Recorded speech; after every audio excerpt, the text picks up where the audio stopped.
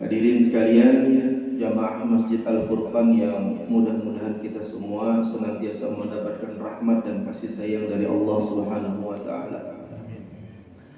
Alhamdulillah, bersyukur kita kepada Allah Subhanahu wa taala karena di kesempatan kali ini Allah Tabaraka wa taala masih melimpahkan karunia berupa kesehatan, keafiatan, waktu lapang dan kesempatan yang Allah Subhanahu wa taala berikan bagi kita semua. Terbukti dengan di subuh kali ini kita semua bisa melaksanakan satu kewajiban sebagai bentuk ketundukan dan ketaatan kita kepada Allah Subhanahu wa taala. Dan Bapak Ibu sekalian,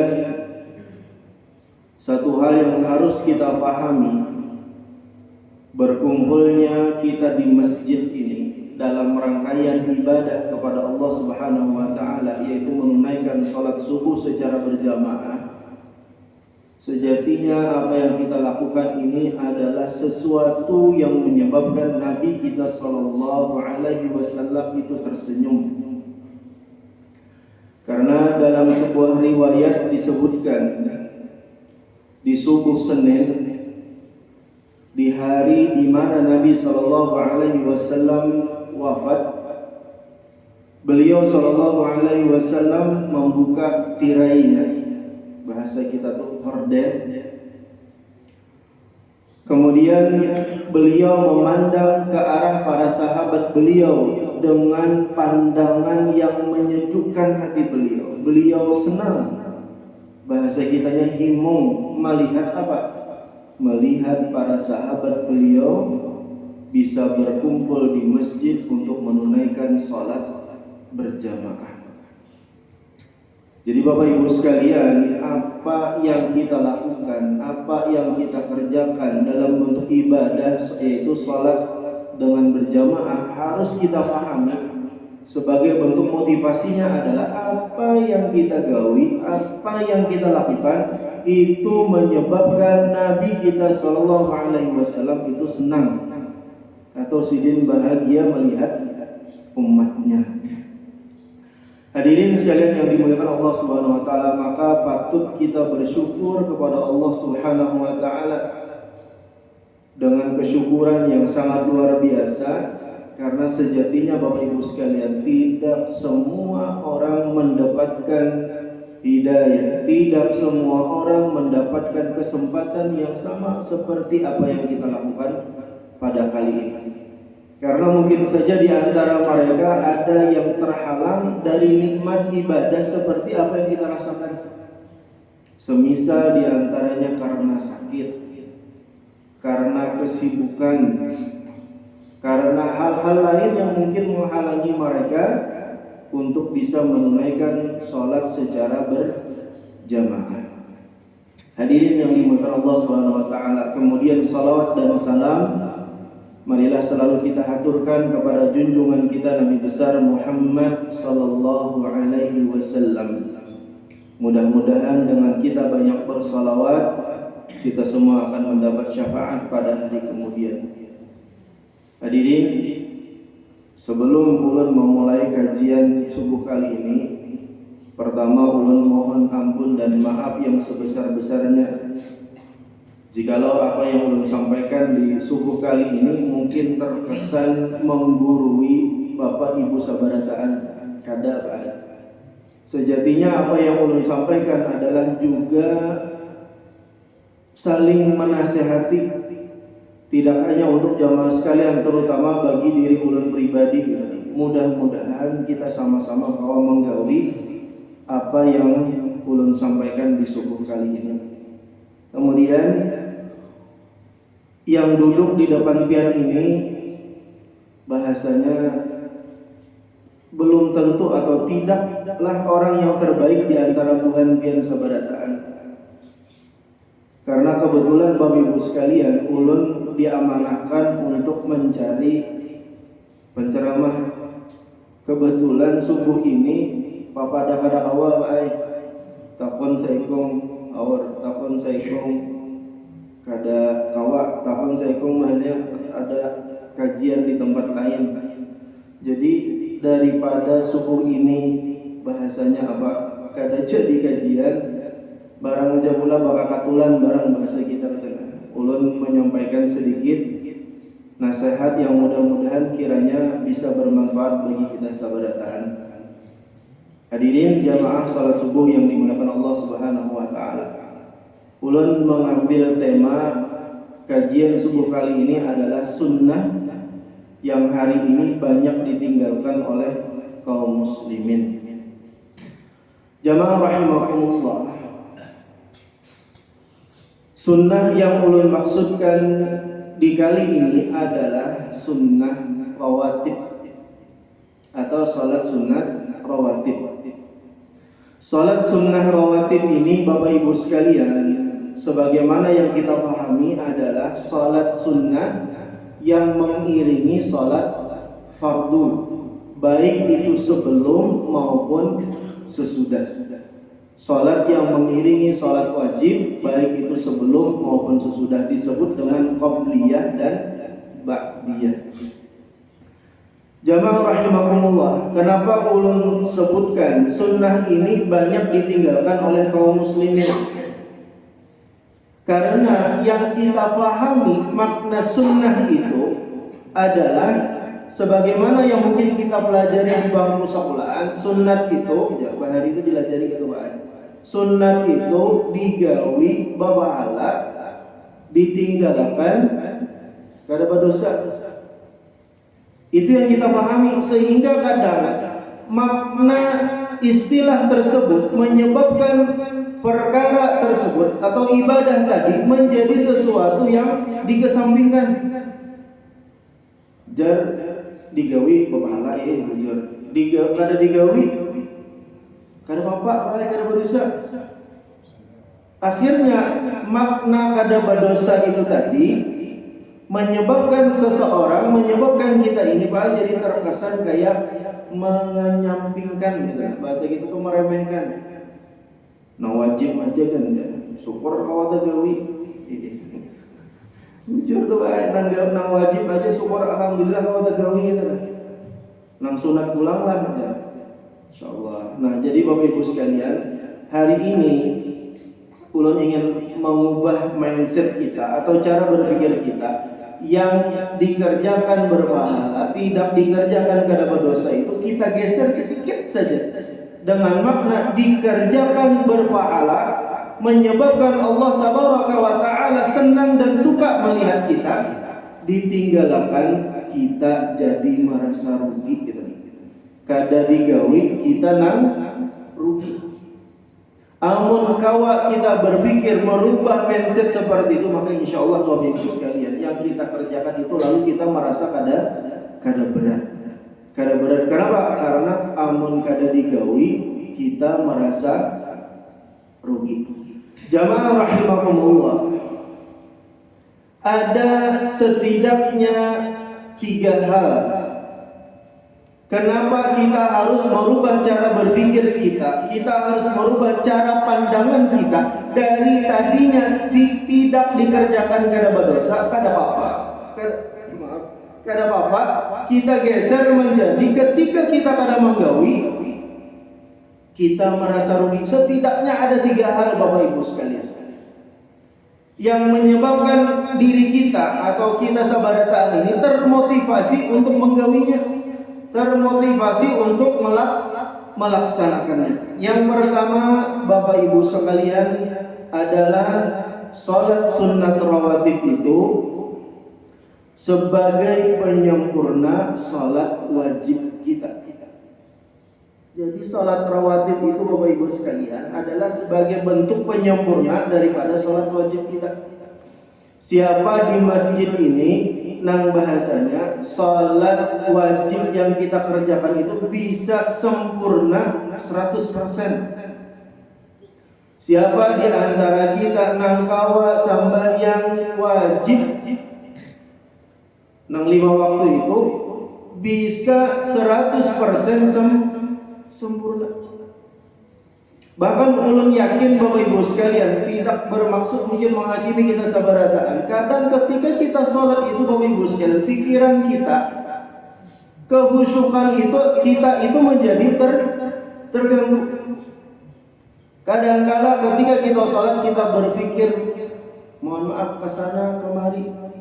Bahkan kadang barang nang hilang, barang nang kada ingat kita hendak justru ingat ketika kita sembahyang. Benar lah Bu. Ulangnya itu Allah Masya Allah. Nah, ini adalah satu mungkin kekurangan kita, tidak sempurnanya diri kita. Ketika kita sholat ada was-was syaitan yang membisik kepada kita sabarataan, sehingga sholat kita menjadi tidak sempurna.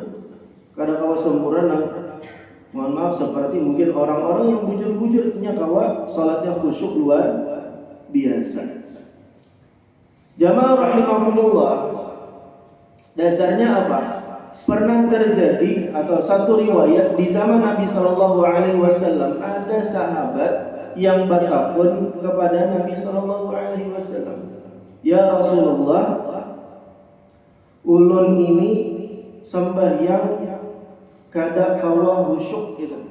Artinya sholat ulun ini tidak bisa khusyuk dengan bujur-bujur. Maka Nabi Shallallahu Alaihi Wasallam dalam riwayat itu disebutkan beliau terdiam sebentar. Kemudian beliau Shallallahu Alaihi Wasallam menangis, menangis. Karena apa?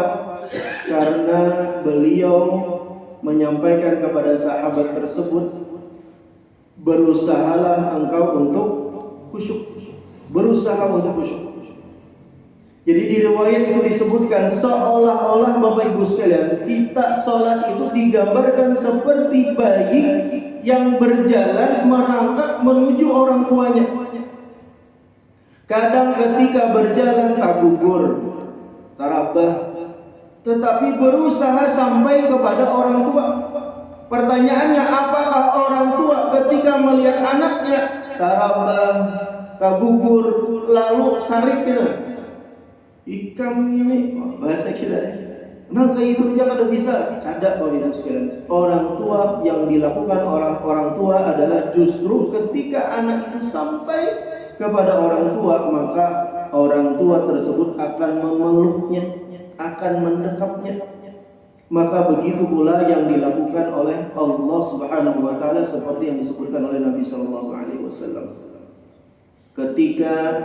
Ketika kita sholat terganggu kekhusyukan kita, maka berusaha Bapak Ibu sekalian kita kembali untuk mengkhusyukkan diri kita. Bahwasanya ketika kita sholat, bahwasanya ketika kita sembahyang, yang kita hadap ini adalah Allah pemilik diri kita, Allah yang menciptakan kita, Allah yang kasih rezeki dan seluruh fasilitas yang kita dapatkan, sehingga kita berusaha untuk khusyuk dalam sholat. Jadi berusaha Bapak Ibu sekalian, karena sejatinya tidak ada di antara kita yang ketika sholat pasti akan mendapatkan was-was syaitan.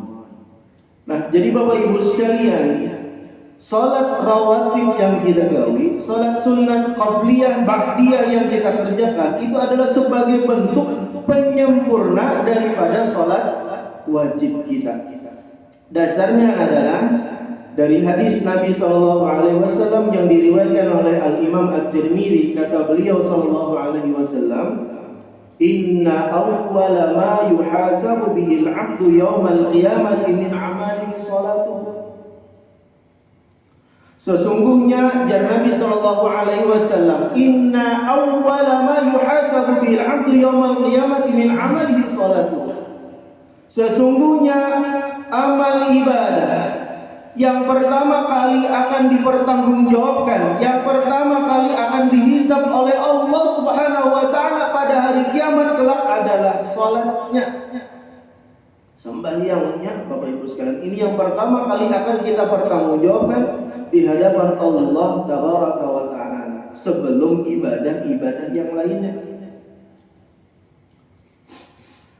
Fa in saluhat faqad aflaha wa anjaha. Apabila salatnya baik, salatnya bagus, salatnya sempurna, faqad aflaha wa anjaha, maka sungguh ia menjadi orang yang beruntung dan sukses. Wa in fasadat faqad khaba wa khasira.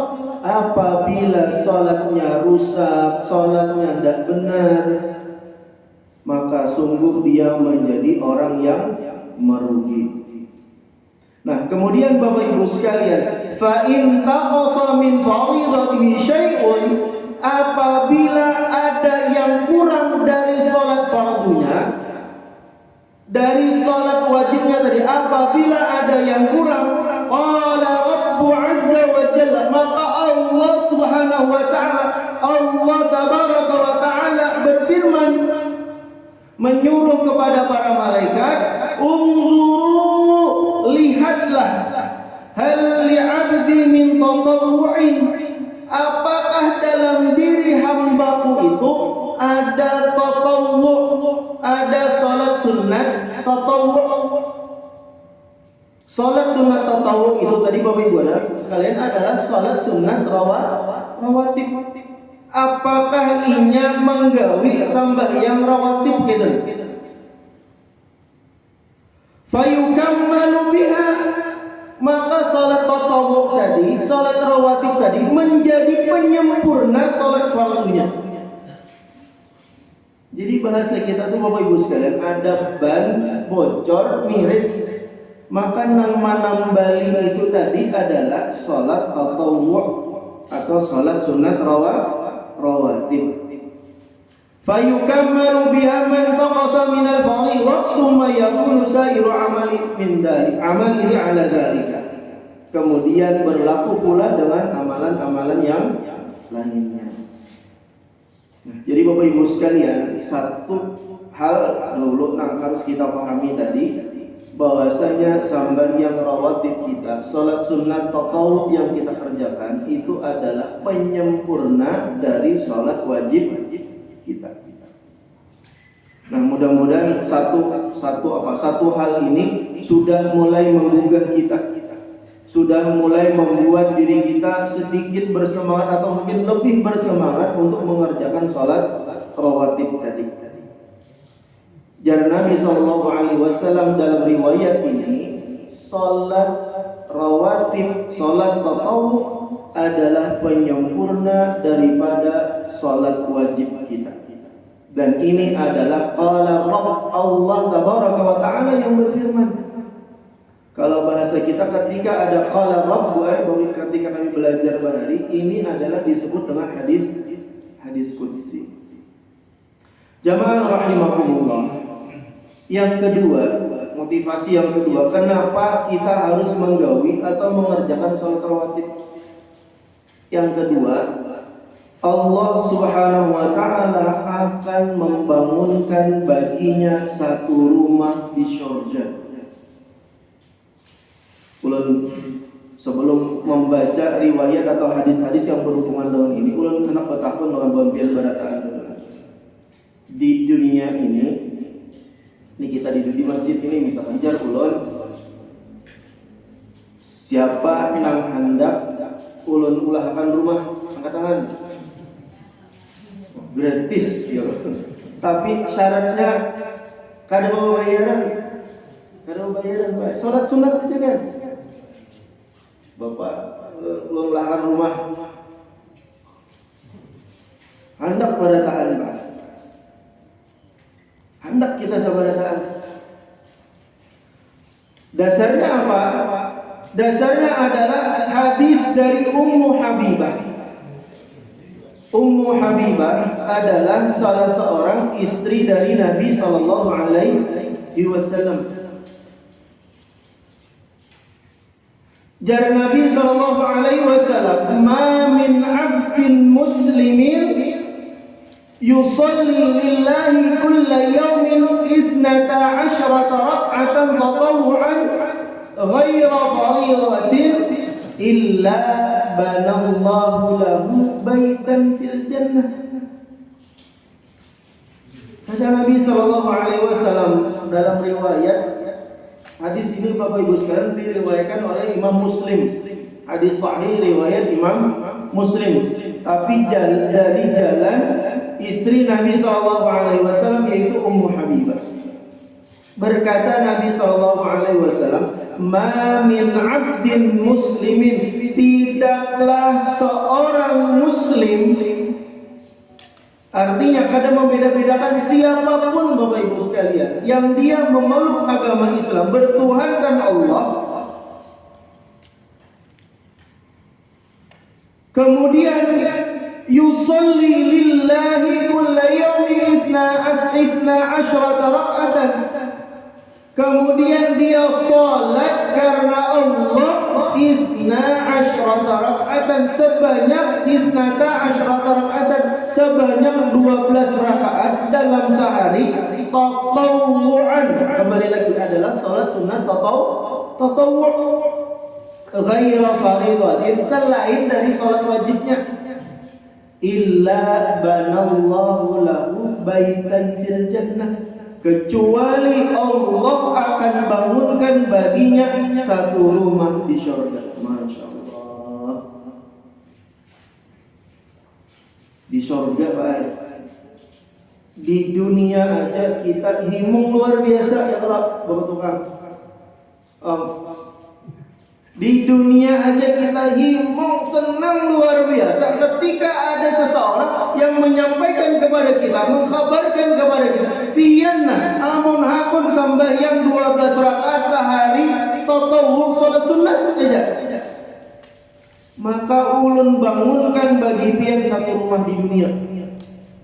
Berebut kita pasti berebut, kada nang kada menggawi. Bahkan ulun berani jamin saban hari baik kita kadang mungkin meninggalkan karena terbayang di pikiran kita sehari sebuah rumah, sehari sebuah rumah, sehari sebuah rumah, sampai pada sebulan kita kalau menggawi rutin 32 rumah. Berapa banyak pian di kaplingan? Jangan-jangan nanti satu blok kok ampun pian aja seorangan. Hendak pian sewa akan, hendak pian jual lawan paman siapa, itu hak pian gitu. Sehari sebuah, Masya Allah, banyaknya luar biasa. Himung padamu, himung senang kita, karena tergambar dalam pikiran kita, terbayang dalam benak kita ada satu janji yang sangat luar biasa. Amun kau sambayang sehari itu 12 rakaat salat sunat, Allah bangunkan bagi kita satu rumah di surga. Di surga Bapak Ibu sekalian, kada kegampangan kita di surga itu kada usah dapat rumah, dapat pondok kecil saja, asal andaknya di surga, maka itu sesuatu yang sudah sangat luar biasa. Pondok kecil nang mungkin ukuran 2x2, di situ kita bawa barabah, bawa istirahat, tapi andaknya di surga.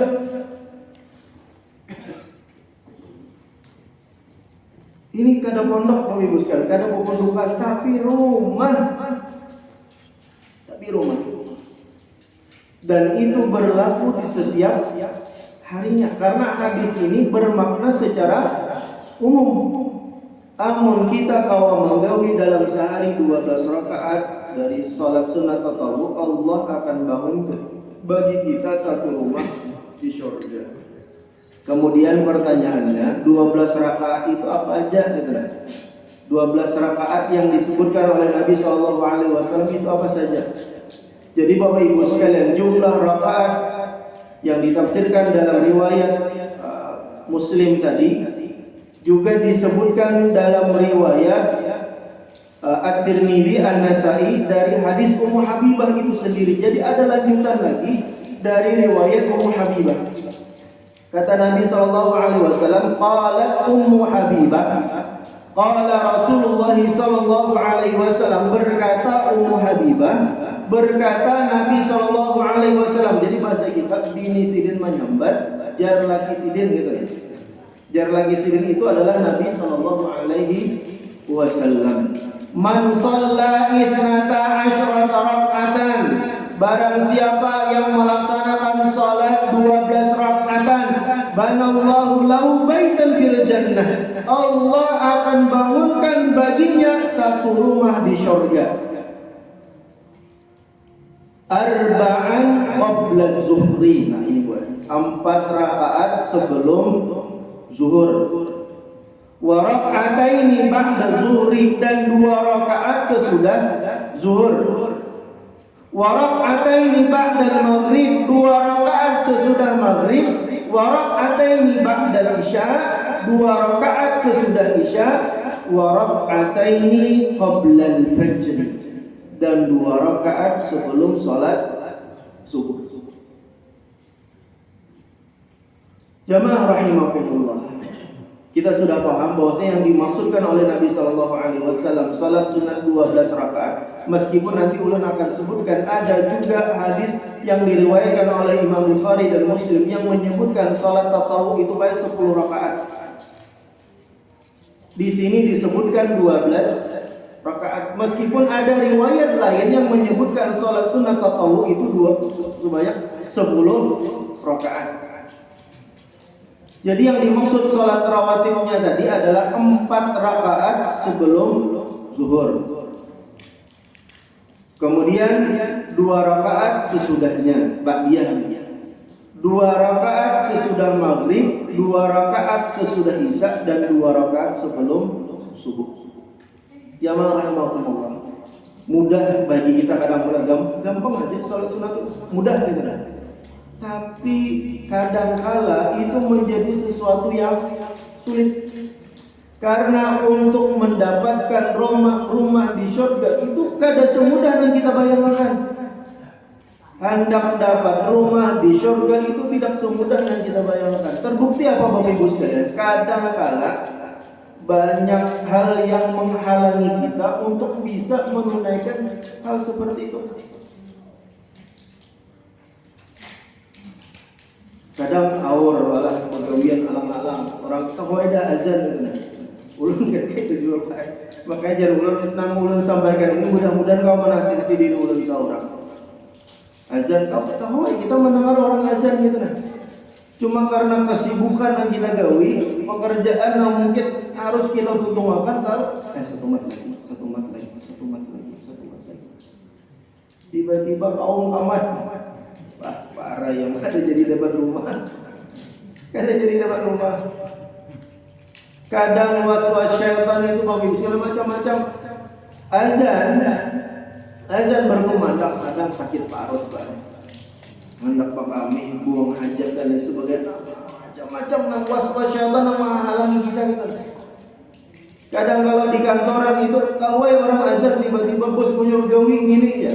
Ono ngini gawi ngini. Tak tunda pulang kita. Nah ini kadang Bapak Ibu sekalian yang menyebabkan kenapa surga itu, rumah di surga itu kada semudah yang kita bayangkan. Tapi tidak mustahil kita kalau menggawinya gitu. Kada mustahil kita kalau mengerjakannya. Meskipun berat, tapi bisa juga kita sebut ringan. Karena yang kita kerjakan itu tidak perlu modal. Kada perlu modal gitu lah. Namun anak bertajak rumah malah nukar samin, nukar kayu, nukar macam-macam tahu apa ini. Merenovasi masjid, siapa duitnya? Ada kegampangan hanya untuk renovasi. Kayak apa membangun dari awal. Ada perlu modal Bapak Ibu sekalian untuk mendapatkan rumah di surga. Cukup dengan kita melaksanakan seperti apa yang disebutkan oleh Nabi Sallallahu Alaihi Wasallam. Jamaah rahimakumullah. 2 motivasi ini kira-kira nih mulailah merubah cara berpikir kita. Yang tadinya dikerjakan bapahala kada dikerjakan kada berdosa kada apa-apa.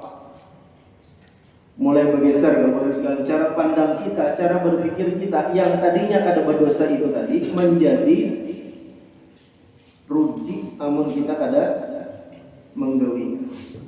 Ada perasaan rugi itu.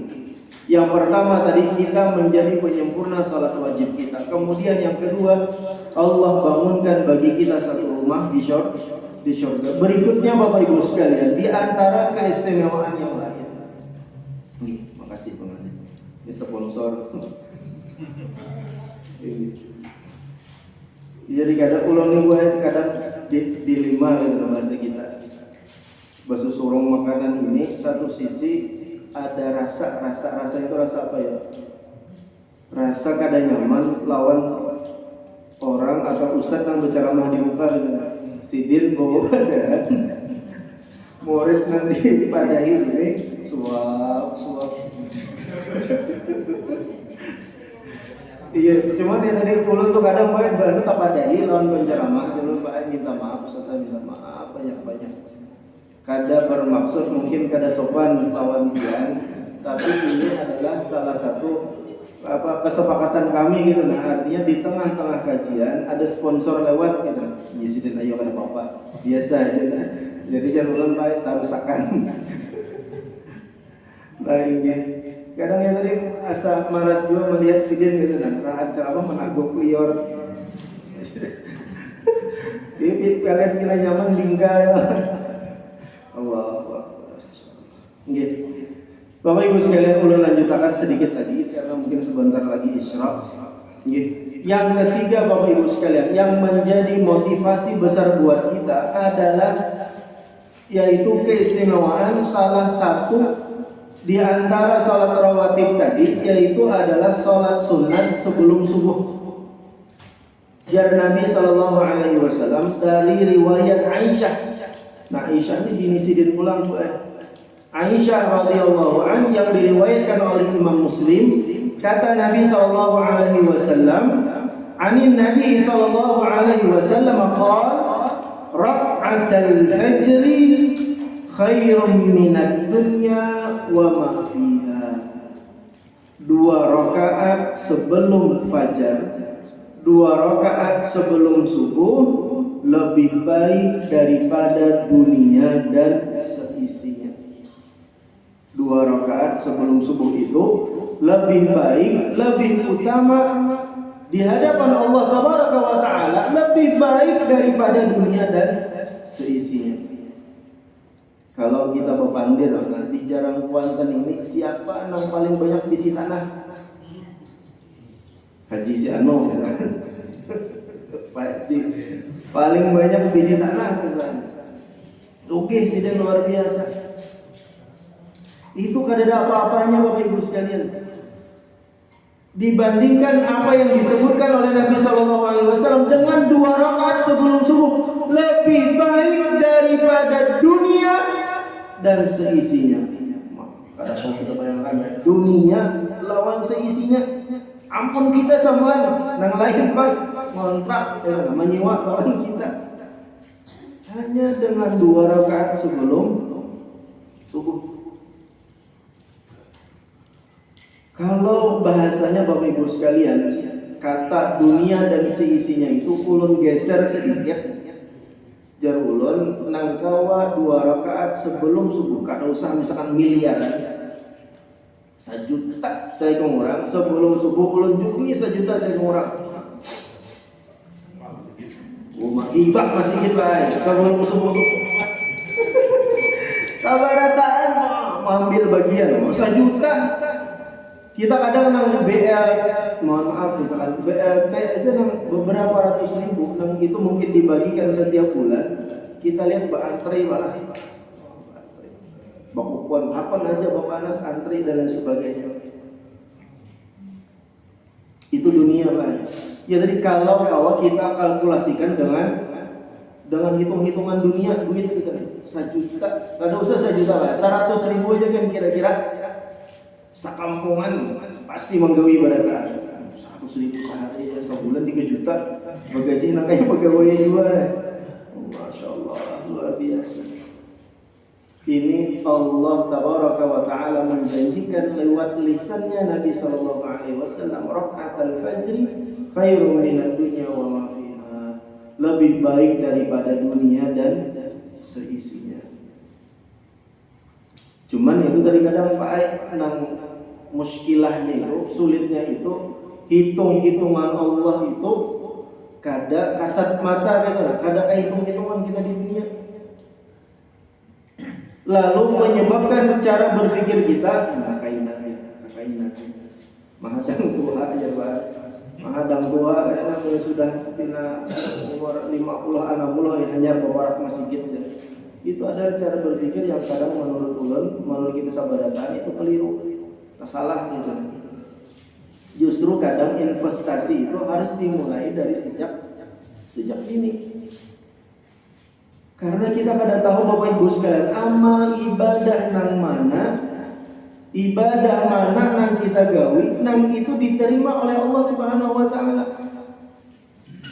Amal ibadah mana yang justru memberatkan timbangan baik kita di hadapan Allah Subhanahu wa taala, kita telah kada tahu. Nang mana ibadah nang kita gawi, justru itu yang menyelamatkan kita daripada siksanya Allah Tabaraka wa taala di yaumil akhir. Makanya jarul dari investasi itu kita gawi sejak dini, mulai saat ini kita paksakan diri kita ajak kita paksa atau kita usahakanlah untuk diri kita untuk mengerjakan, berinvestasi, mencari kebaikan, pahala sebanyak mungkin. Jamaah rahimakumullah. Karena apa? Karena kita kada tahu kapan ajal menjemput kita. Apakah ketika kita wafat perbekalan tersebut sudah cukup? Sanggup kita itu sudah cukup gitu. Apakah sudah cukup atau belum, kita tidak tahu. Makanya Bapak Ibu sekalian, kita berusaha untuk memaksimalkan. Jamaah rahimahullah. Dalam riwayat lain disebutkan dari Nabi SAW yang diriwayatkan oleh Imam Bukhari dan Muslim atau muttafaqun alaih, yang dimaksud dengan salat rawatib tadi itu. Di sini disebutkan adalah yang 10 rakaat.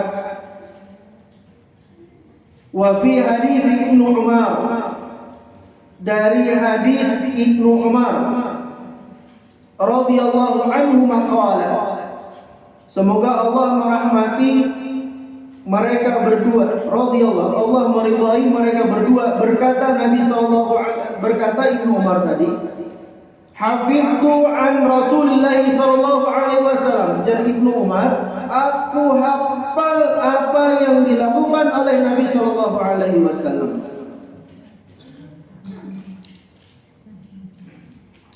Asyra raka'atan. Jadi salat rawatib yang disebutkan itu adalah sebanyak 10 rakaat. Raka'ataini qabla zuhri wa raka'ataini ba'daha. 2 rakaat sebelum zuhur, 2 rakaat sesudahnya. Jadi bedanya riwayat Ummu Habibah dan dari diriwayatkan oleh Ibnu Umar ini Bapak Ibu sekalian adalah di zuhurnya. Kalau istri Nabi tadi menyebutkan 4 rakaat sebelum zuhur, kalau Ibnu Umar ini menyebutkan 2 rakaat sebelum zuhur. Yang lainnya semuanya sama. Hadis keduanya semuanya sahih. Nah, jadi Bapak Ibu sekalian, yang mana yang harus kita gawi gitu. Yang mana yang memungkinkan bisa kita kerjakan. Kalau sebelum zuhur kita memiliki waktu yang lapang, maka usahakanlah untuk mengerjakan 4 rakaat. Kalau memang lapang. Kalau memang kada lapang, ada kesibukan, setidaknya kita kawan tunaikan 2 rakaat. Jamaah rahimakumullah. Ini kiranya ada 3 hal setidaknya jalur tadi yang memotivasi diri kita, yang coba merubah cara pandangan kita, cara berpikirnya yang tadinya kada digawi kada apa-apa, kada digawi kada pahala, menyebabkan cara berpikir kita, cara pandang kita menjadi ketika kita kada menggawi kita menjadi rugi. Ulun ingin simpulkan Bapak Ibu sekalian, 3 hal tersebut adalah yang pertama, salat rawatib kita menjadi penyempurna daripada salat wajib kita. Yang kedua, salat rawatib yang kita kerjakan 12 rakaat dalam sehari Allah akan bangunkan bagi kita satu rumah di surga. Jadi baik kada perlu dihitung ya. Aku ini baru rumah dia diisi ya. Minggu ini 5, minggu kaina mau bawa di 3 puting barang ya. Kada perlu dihitung baik. Atau mungkin kita berpikir, majar mau kebanyakan di rumah ya. Tak pakai kada ya lah.